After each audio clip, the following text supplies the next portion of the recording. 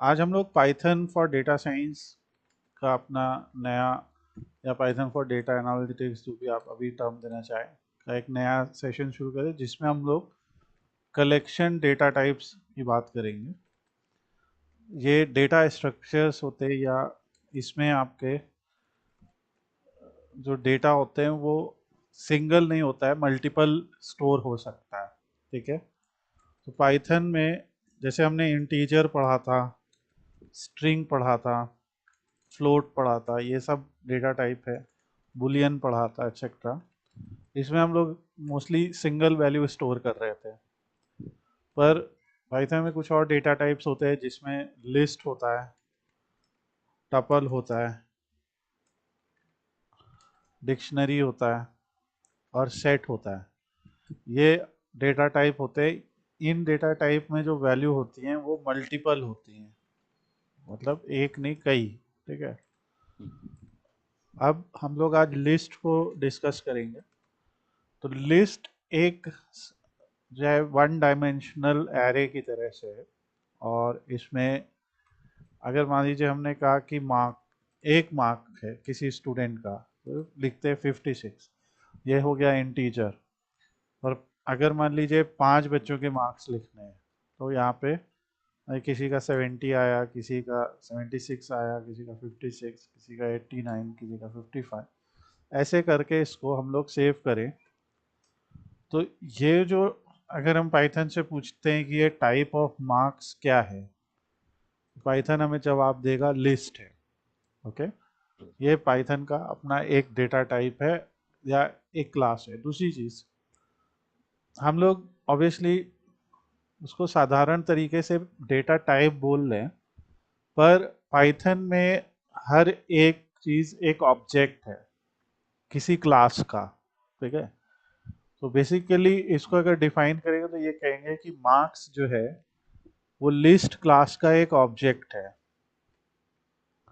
अगर यहाँ पे हमने लिखा name is equal to apple, अब ऐसे लिख दिया, तो यहाँ पे हम कहेंगे कि नेम एक ऑब्जेक्ट है स्ट्रिंग क्लास का, है ना, क्योंकि इसका डेटा टाइप स्ट्रिंग है। तो इसीलिए जब हम ये टाइप फंक्शन से उसे टेस्ट करते हैं तो वो यहाँ पे क्लास लिख के देता है। ठीक है, कि इसकी क्लास है लिस्ट। अगर हम कहेंगे कि टाइप से कि टाइप ऑफ नेम क्या है, ये नेम वेरिएबल की क्या है, तो वो कहेगा क्लास str, जो कि शॉर्ट है स्ट्रिंग का। ठीक है, दूसरा, पाइथन में आप अपने भी क्लास और फंक्शंस बना सकते हैं, जो हम लोग आगे डिस्कस करेंगे। जैसे पाइथन में बहुत सारे बिल्ट इन फंक्शंस हैं। जैसे हम लोगों ने प्रिंट देखा फॉर एग्जांपल, अगर हम प्रिंट नेम करते हैं तो ये आ जाता है, टाइप करते हैं तो उसका टाइप पता चल जाता है। अगर हम इंट लिखते हैं, जैसे हम लिखते हैं इंट ऑफ 60, ऐसा लिखते हैं तो वो इंटीजर बना देता है। हर फंक्शन कुछ कर रहा है, तो ये बिल्ट इन फंक्शन है। आगे चल के हम लोग और भी पढ़ेंगे।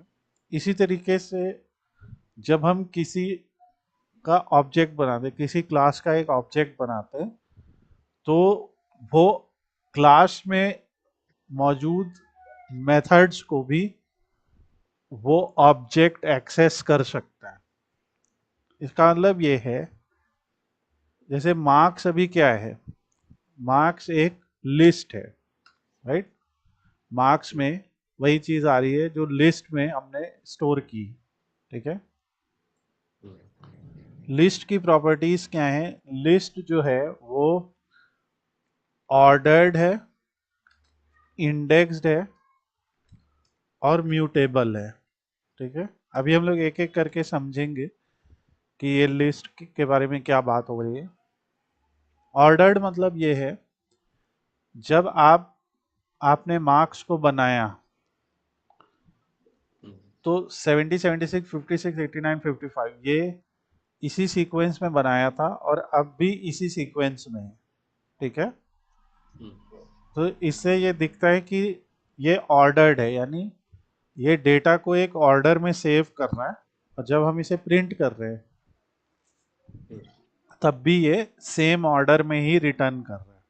ओके, हमने अभी फंक्शंस और मेथड्स की बात की, हमने अगर लिखा मार्क्स डॉट, ठीक है, तो जैसे ही हम मार्क्स डॉट लिखेंगे, ये देखिए एक हमारे सामने फंक्शंस के नाम आ गए सारे, दिख रहे हैं। तो इसका, ये मेथड्स हैं सारे, इसका मतलब ये है कि मार्क्स के अंदर अपेंड, क्लियर, कॉपी, काउंट, ये सब मेथड हम लोग रन कर सकते हैं, ठीक है। अभी हम यहीं पे ने अगर हम यहीं पे मान लिए मार्क लिखते हैं, मार्क क्या है एक्चुअली में, एक इंटीजर है, मार्क के आगे डॉट लगाते तो भी हम इतने मेथड लिख सकते हैं, राइट। तो ये नेम क्या है, नेम एक स्ट्रिंग है, अगर हम नेम के आगे डॉट लगाते हैं तो ये देखो, अभी अगर हमने कहा नेम डॉट कैपिटलाइज, तो वो पहला लेटर कैपिटल दे देगा, ठीक है। एक बात यहाँ पे ये समझनी है कि जब हम एक ऑब्जेक्ट बना रहे हैं पाइथन में, ठीक है, ऑब्जेक्ट मतलब एक वेरिएबल बना रहे हैं, उस वेरिएबल में किसी टाइप की कोई वैल्यू स्टोर कर रहे हैं, ठीक है, तो पाइथन क्या कर रहा है, उस वेरिएबल को ऑब्वियसली एक क्लास का एक ऑब्जेक्ट बना दे रहा है, ठीक है, और उस क्लास के जो भी मेथड्स हैं और प्रॉपर्टीज हैं, अब हम लोग वो यूज कर सकते हैं।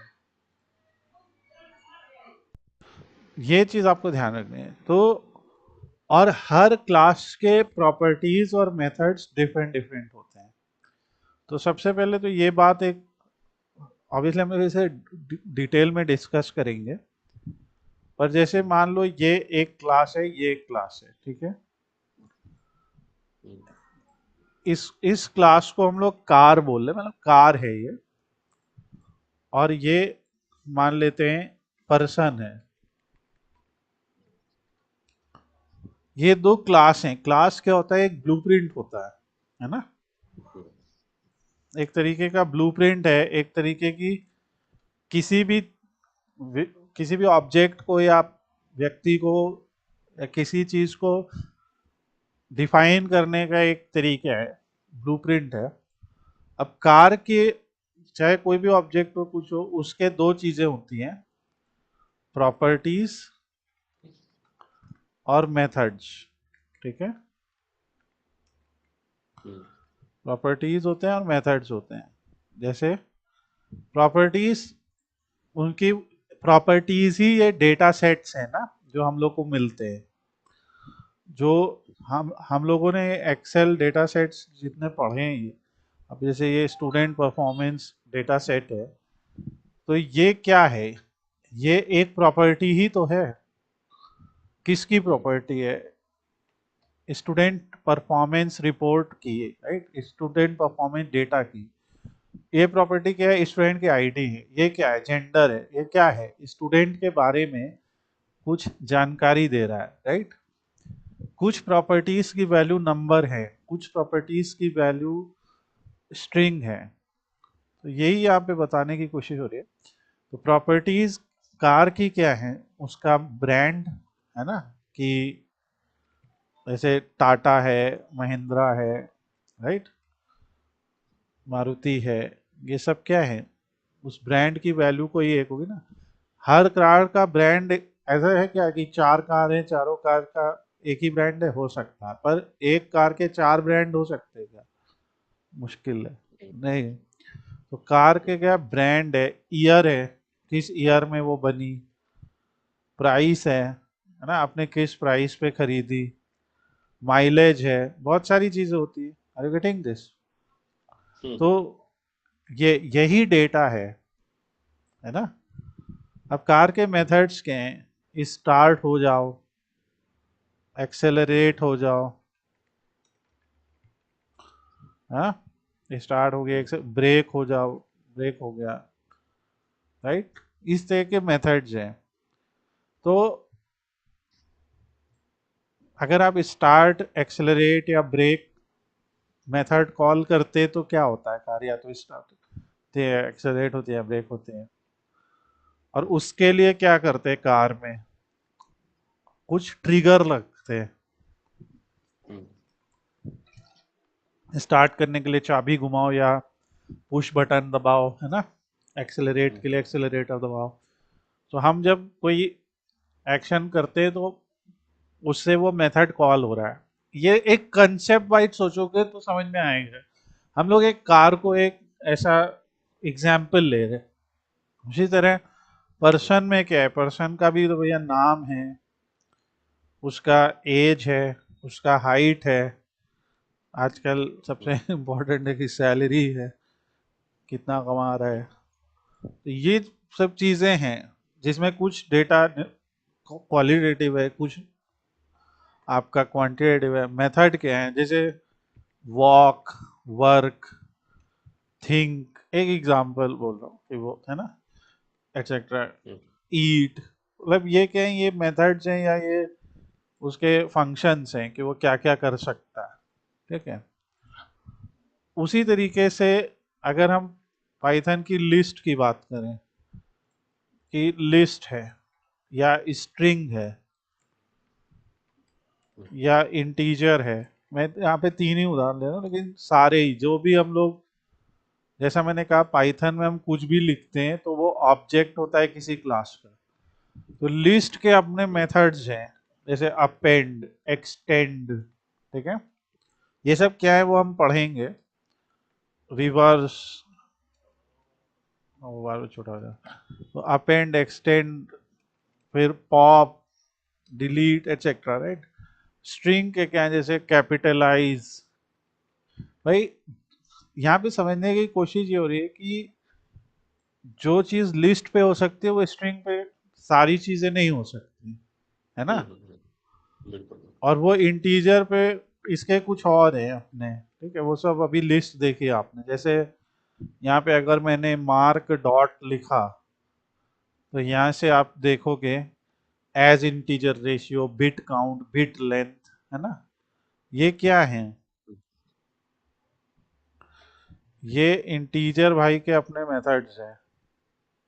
ठीक है, ये इंटीजर के हैं, ओके। हम्म, स्ट्रिंग के अपने हैं। तो ये अगर हम भूल जाते हैं, इसीलिए आइडल आईडीई है कि जैसे हम उसके आगे डॉट लगाएंगे तो वो हमें पूरी लिस्ट देगा, फिर उसको हम सेलेक्ट कर लेंगे। ठीक है। हम्म, तो लिस्ट के बारे में जानने से पहले हम लोगों ने एक बेसिक सी बात की क्लास और ऑब्जेक्ट्स के बारे में। अच्छा, हम्म, पाइथन में कुछ भी लिखा है, कुछ भी, अभी जैसे मैंने यहाँ पे लिखा इंपोर्ट पांडास एसपीडी, शायद वो लोड हो जाए या एरर दे दे। एरर क्यों दिया, क्योंकि वो लाइब्रेरी है नहीं मेरे पास। ठीक है। हम्म, मैंने कहा इंपोर्ट मैट प्लॉट लिब डॉट पाई प्लॉट एसपीएलटी, नहीं है। तो कई बार ऐसा होता है कि बहुत सारी लाइब्रेरी नहीं है, हमने लिखा import math dot math as M, ये हो जाएगी। हम्म, तो हम लोग आगे ये भी सीखेंगे कि भाई अगर वो लाइब्रेरी नहीं है तो हम्म, काम कैसे करेंगे आगे, है ना। तो वो लाइब्रेरी कैसे आएगी, उस पर भी बात होगी। इसीलिए जो एनाकोंडा नेविगेटर होता है, हम्म, इसमें ये लाइब्रेरीज पहले से इंस्टॉल रहती हैं। हम्म, आप इंपोर्ट करोगे तो ये एरर नहीं देगा। ठीक है। हम्म, जैसे कह रहे ना कि भाई ये क्या है, पांडास नहीं फाउंड, पांडास कंपार्ट। तो पांडास है वहां पे, लेकिन उसको वो रीड नहीं कर पा रहा है। यहाँ पे कुछ कुछ इश्यूज होते हैं। ठीक है।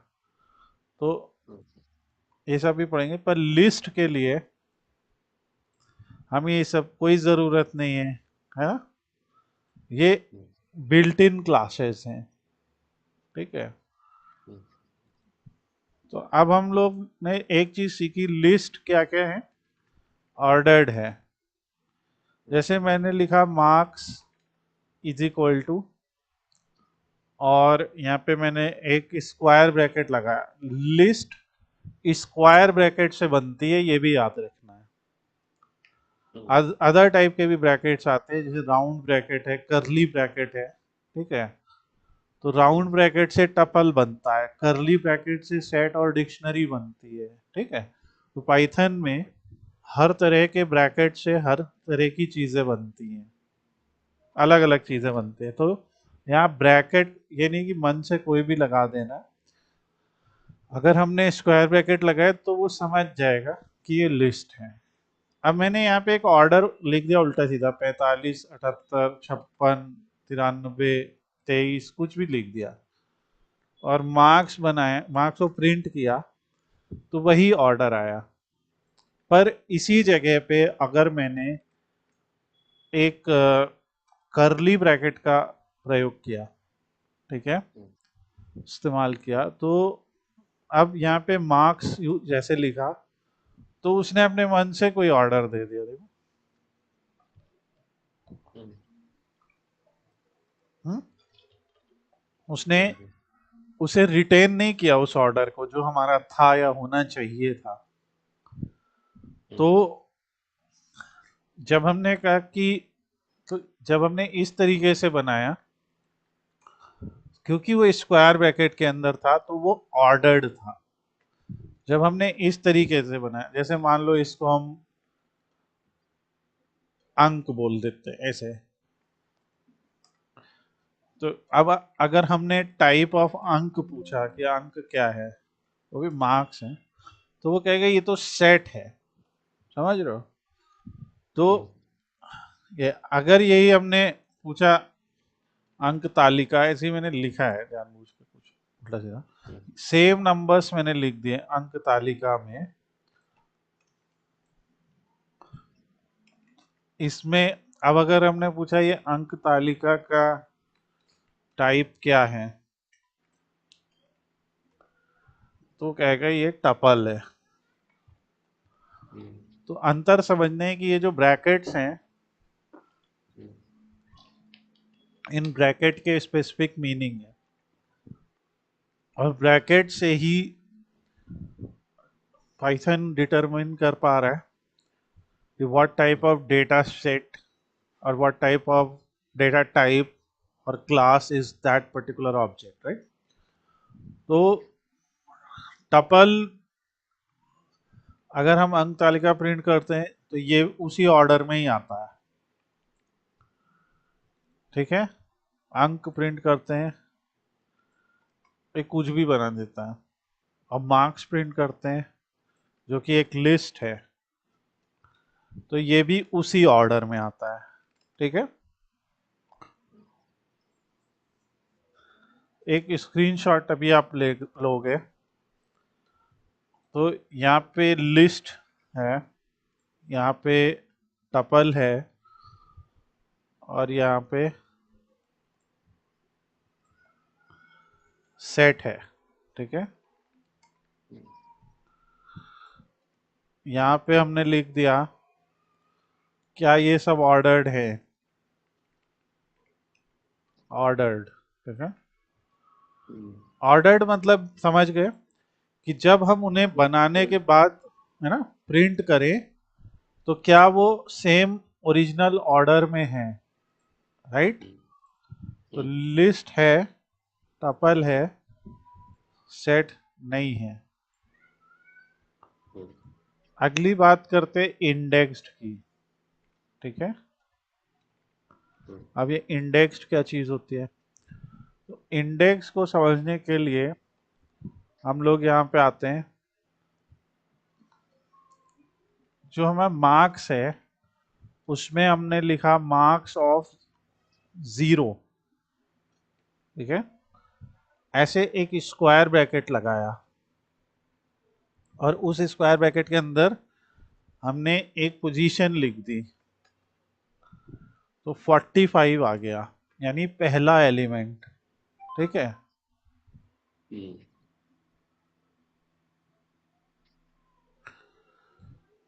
अगर हमने लिख दिया मार्क्स 1, तो 78 आ गया। इंडेक्सिंग कर दे रहा है। इंडेक्सिंग हो गई है, राइट? जिस सो जगह पड़ा है वो उसी को उठा दे रहा है। एग्जैक्टली। अब अगर हमने लिखा मार्क्स ऑफ -1, तो तो ठीक है। लास्ट वाला दे देगा, ठीक है? अच्छा, अगर हमने लिखा मार्क्स ऑफ 5, क्योंकि टोटल 5 एलिमेंट है, तो वो हम्म, एरर दे देगा, 1 2 0। क्योंकि 0 से 4 तक ही केवल वो एक्सेप्ट करेगा, ठीक है? -1 मीन्स डायरेक्टली लास्ट वाला दे देगा। डायरेक्टली लास्ट वाला। -2 क्या होगा? Second last. ओके, अच्छा उधर से ऐसा, अच्छा उधर से 1 हाँ, से फॉलो करेगा ये। हाँ। ओके। उधर से 1 से, क्योंकि भाई 0 तो इधर से हो ही गया, 0 तो एक ही है, तो ऐसा है, ठीक है? तो ये इसकी पोजीशंस को दिखाता है, और यही सेम चीज टपल में भी काम करेगी, ओके?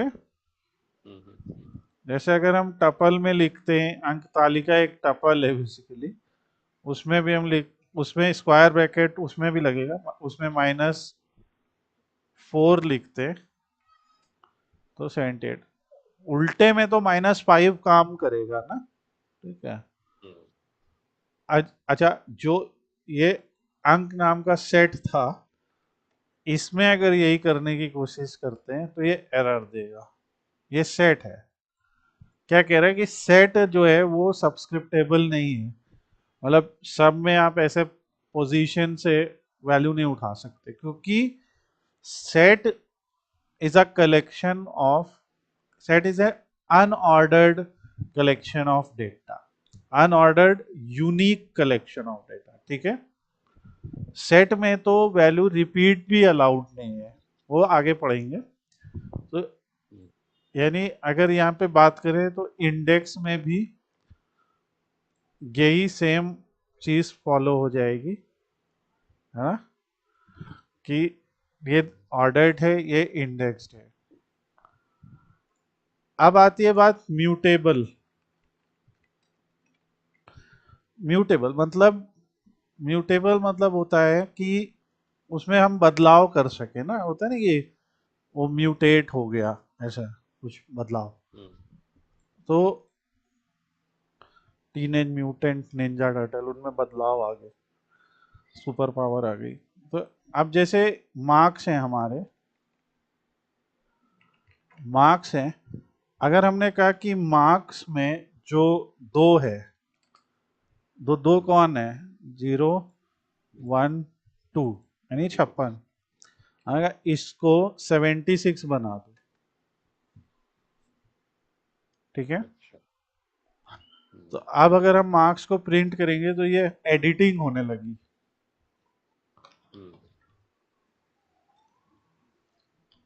जैसे आप एसक्यूएल में अपडेट करते हैं, तो ये कुछ आपने ऐसा कहा कि update marks set value is equal to 76 where index is equal to 2, right? ऐसा कुछ आपने क्वेरी चलाई वहां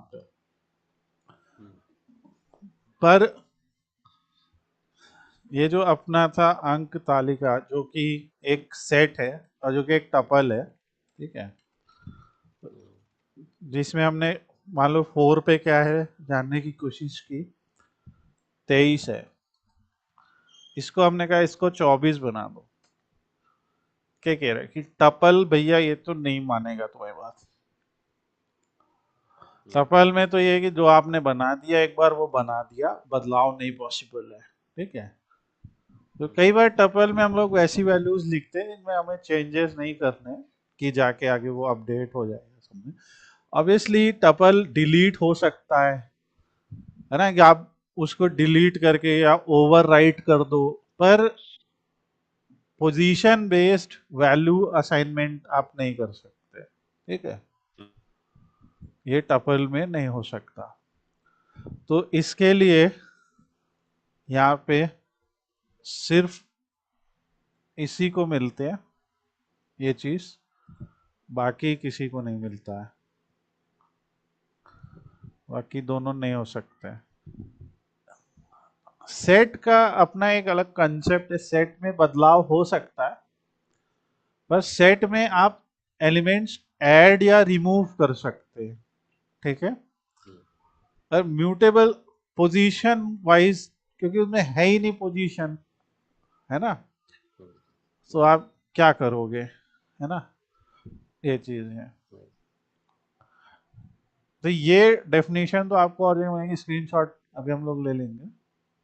अब याद रखने के पॉइंट ऑफ व्यू से एक और चीज याद रखते कि ऑर्डर्ड है, इंडेक्स्ड है, म्यूटेबल है। याद रखने के पॉइंट ऑफ व्यू हम्म, से कि क्या इसमें डुप्लीकेट्स अलाउड है कि नहीं,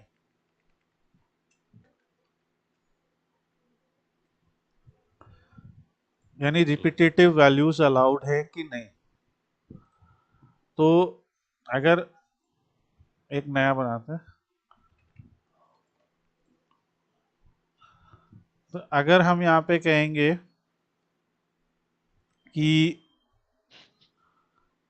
आइड, जैसे हमने एक मार्क्स नाम से बनाई लिस्ट, भाई इस चीज़ की बहुत पॉसिबिलिटी है ना कि मान लो रोल नंबर 1 के 78 आए, 2 के 67 आए, 3 के फिर 78 आए, फिर किसी के 89 आए, 4 के फिर 78 आए, ऐसा हो सकता है ना।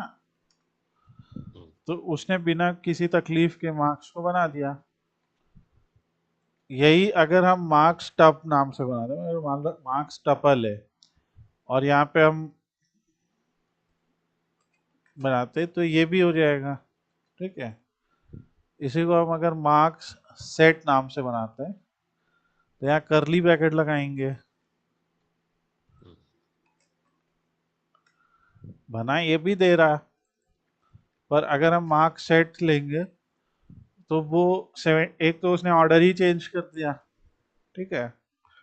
दूसरा उसने क्या किया कि 78 जो दो 3 बार आ रहा था हाँ जी। उसे हटा दिया, एक बार रखा।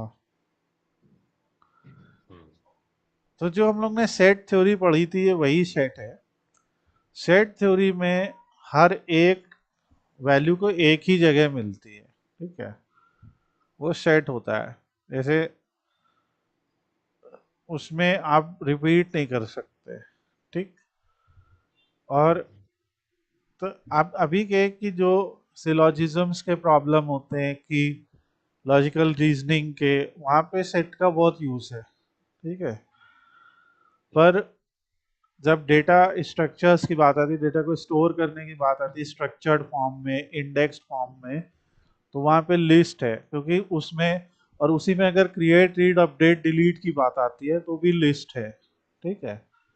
पर अगर हमें हम्म, उसमें कोई बदलाव नहीं करना है, सिर्फ उसे लिख देना है, तो उसके लिए टपल है। और अभी ये हम लोग इसलिए पढ़ रहे हैं क्योंकि जब हम लोग आगे जाके पांडास, मैटप्लॉटलिब, ये सब लाइब्रेरीज पढ़ेंगे तो हम्म, वहाँ पे भी इसका इस्तेमाल होगा, ठीक है। अभी जैसे एक एग्जांपल देखते हैं, ये हम लोग गूगल कोलैब ओपन कर रहे हैं, जो कि क्लाउड होस्टेड जुपिटर नोटबुक है। हम्म, जैसे हम एनाकोंडा से इसको चला सकते हैं, लेकिन ये जल्दी शुरू हो जाता। यहाँ से इसको कनेक्ट कर लिया,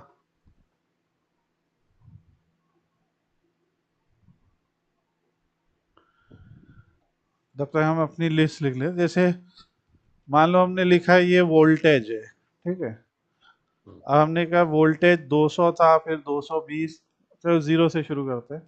वोल्टेज जीरो था, फिर 10 हुआ, फिर 20 हुआ, फिर 30 हुआ, फिर 40 हुआ, ऐसे करके हमने एक एक्सपेरिमेंट किया जिसमें वोल्टेज लिखा।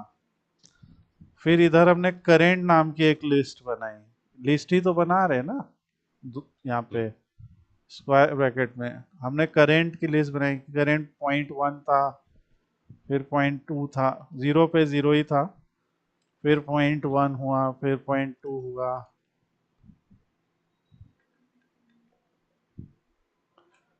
0.3 एम्पियर हुआ, 0.4 एम्पियर हुआ, ऐसा कुछ हुआ। अब हमने क्या कहा, हमने कहा इंपोर्ट मैट प्लॉट लिब, ये आगे हम लोग सीखेंगे, अभी हम लोग चीज़ों को हम्म, एक देखते हैं कि क्या होता है। तो ये ऐसे लिखते हैं, इंपोर्ट मैट प्लॉट लिब। अब जैसे ही डॉट लिखा है यहाँ पे, तो कोलैब देखो कितनी चीजें दिखा रहा है। हम्म, अब इतनी चीजें ना कोई पढ़ा सकता ना कोई पढ़ सकता, टू बी ऑनेस्ट, ठीक है। ये तभी आएंगी जब आपको इनकी जरूरत पड़ेगी, तो हम लोग वो पढ़ेंगे जो हम लोग हम्म, के जरूरत की चीजें हैं हमारी, ठीक है। अब जैसे इसमें जो सबसे ज्यादा यूज होता है वो है पाई प्लॉट। और देखो हम्म, कोलैब का स्मार्टनेस देखो, उसने अपने आप समझ लिया हम क्या करना चाहते हैं। देखो उसने लिखा पीएलटी डॉट प्लॉट, तुम पक्का वोल्टेज और करंट के बीच में प्लॉट करना चाहते हो। मैंने कहा हाँ भैया, हम्म, और ये देखो एक ग्राफ बना दिया उसने, जो कि हम्म, एक स्ट्रेट लाइन है जो ओम्स लॉ को मतलब प्रूफ करती है कि you know current is directly proportional to voltage. Hmm, अब इसलिए हमने नंबर्स ही ऐसे लिए हैं, क्योंकि यहाँ पे अगर आप रेशियो देखोगे तो सेम आएगा ना, कि हम्म, आपने मल्टीप्लाई कर दिया है सीधे सीधे। तो यहाँ से तो आप एक इक्वेशन नहीं निकाल सकते हो कि V is equal to I R, जो हम लोग पढ़ते हैं। हम्म, अब वो V equal to I R में आप निकाल लो कि R की वैल्यू क्या है, ठीक है। हम्म, वो R की वैल्यू जो निकलेगी वही जो है आपकी, वो अगर हम फिजिकल वर्ल्ड में बात करें तो वो रेजिस्टेंस है। और ऐसे हम अगर इसको y is equal to M X plus C से कंपेयर करें, जो हमने पढ़ी थी ना इक्वेशन हम्म, हम्म, कैलकुलस में स्ट्रेट लाइन की, यहाँ पे सी जीरो हो जाएगा, क्योंकि हम्म, ये लाइन ओरिजिन से पास हो रही है 0,0 से। तो सिर्फ y equal to M X बचेगा, राइट। तो हम्म, इस तरह से आप निकाल सकते हो। और तो ऐसे आप क्या करते हो, एक लिस्ट में अपने एक्सपेरिमेंट की वैल्यूज को स्टोर करते जाओगे और फिर ग्राफ बनाओगे। अभी यही पीएलटी डॉट प्लॉट की जगह हम पीएलटी डॉट स्कैटर बोल देते हैं, तो वो ऐसा एक स्कैटर पॉइंट बना देगा। अगर हम कहते हैं दोनों दिखाओ, तो प्लॉट माने लाइन है सीधा, तो वो दोनों दिखाएगा। हम कहते हैं कि इसका कलर तुम लाल कर दो, तो इसका कलर लाल कर देगा। I getting this? तो इन प्लॉट्स को भी हम इन पैरामीटर्स की मदद से कंट्रोल कर पा रहे हैं, है ना। हमें लाइन हरी नीली पीली चाहिए तो वो कर सकते हम्म, हैं। अभी जैसे इसमें मार्कर है ये, ठीक है। तो इसमें होता है कि मार्कर को क्या है, तो हमने कहा कि मार्कर स्टार है, तो वो ऐसे देखो तारा बन गया, ठीक है। तो हम्म, हमने कहा मार्कर जो है वो ओ है, तो वो ऐसा बन गया। तो पॉइंट ये कि अलग अलग ये सीखेंगे पूरा एक एक करके, पर हम लिस्ट से यहाँ इसलिए आ गए क्योंकि अब आपको समझ में आ रहा होगा लिस्ट की ऑर्डर्ड होना। उसने 20 वोल्टेज के लिए 0.2 एम्पियर ही दिखाया है,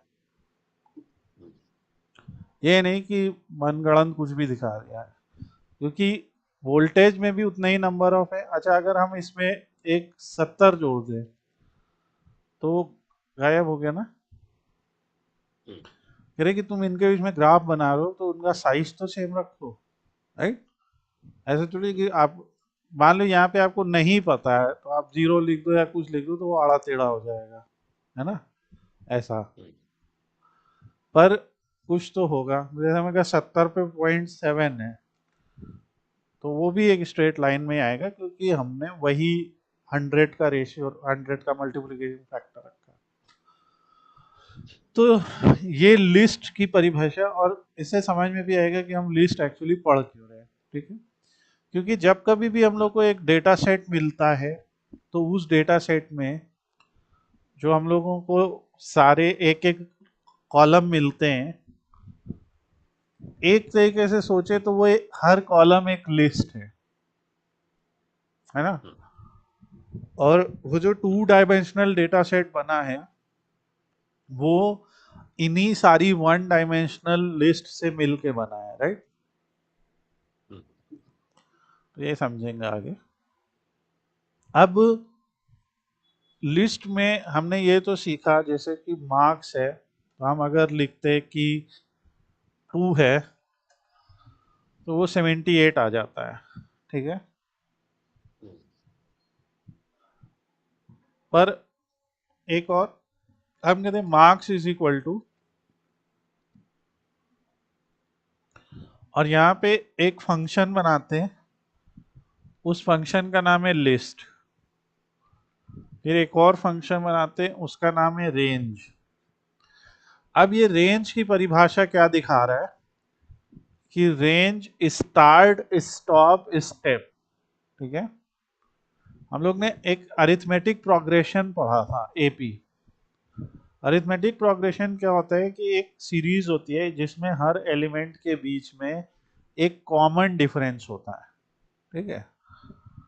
उसे अरिथमेटिक प्रोग्रेशन कहते हैं। जैसे मान लो पहला एलिमेंट हमने कहा 1 है, दूसरा एलिमेंट 40 है, इनके बीच में गैप 3 3 का है। अब अगर मार्क्स प्रिंट करेंगे तो देखो क्या होगा, पहला 1, फिर 4, फिर 7, फिर 10, फिर 13, राइट। तो ये जो रेंज फंक्शन है, ये रेंज फंक्शन हम लोगों को एक वो दे रहा है, ऑप्शन दे रहा है कि आप एक सैंपल जनरेट कर लो, एक अरिथमेटिक प्रोग्रेशन जनरेट कर लो, राइट, एपी कर लो। अगर हम इसमें ये 3 नहीं लिखेंगे, ठीक है, यहाँ पे जो ये 3 है इसको हम नहीं लिखेंगे तो कॉमन डिफरेंस 1 रहेगा, ठीक है। तो वो 1 2 3 4 5 6 ऐसे देने लगेगा, ठीक है। आगे चल के हम लोग लूप्स पढ़ेंगे, फॉर लूप। आपको पता है कि फॉर लूप को आई की हर वैल्यू के लिए चलाना पड़ता है, 1 के लिए, 2 के लिए, 3 के लिए, राइट।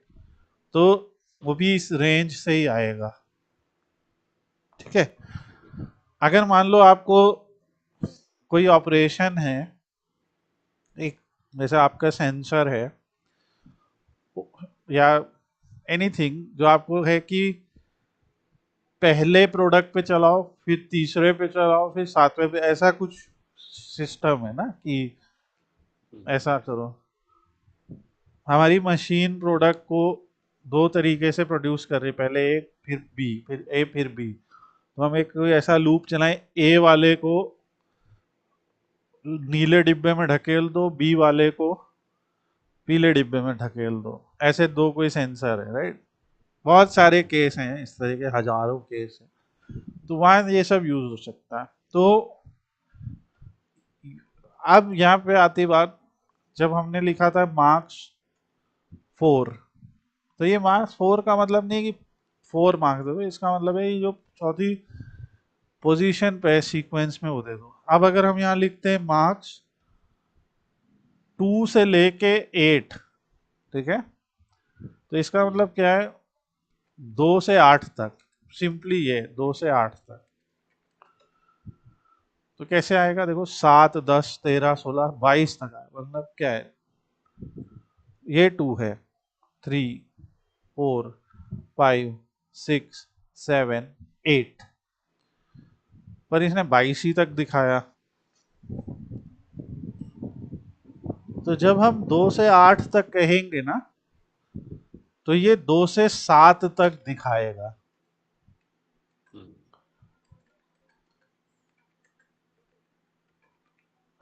ठीक है।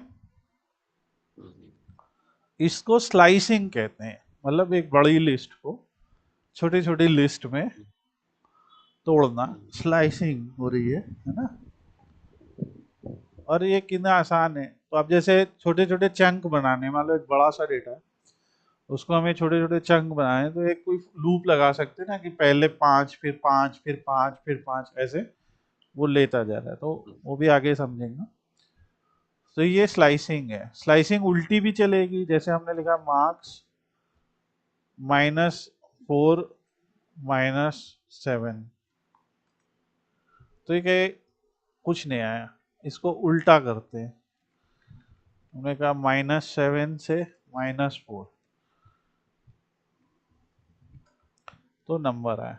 अब -7 क्या होगा, 1 2 3 4 5 6 7, -7, फिर -8, -6, फिर -5, -4 फिर इग्नोर हो गया, ठीक है, क्योंकि उधर से उल्टा चल रहा है, ठीक है। तो ये सिलेक्शन के लिए है कि हमारे पास बहुत बड़ी रेंज है, उसमें बीच से कुछ भी उठाना है, आगे से कुछ भी उठाना है, ये है। अब ये चीज जो हम लोग ने सीखी है ना, ये यहाँ से यहाँ तक वाली, जब आगे हम लोग पांडास पढ़ेंगे, ठीक है, और हमारे पास 1-1 लाख 2-2 लाख रोज का डेटा आएगा और हमें एनालिसिस करनी है, तो हम लोग मान लो पूरा डेटा बहुत टाइम ले रहा है, तो हम लोग उसमें कुछ पर्टिकुलर एलिमेंट उठा सकते हैं, या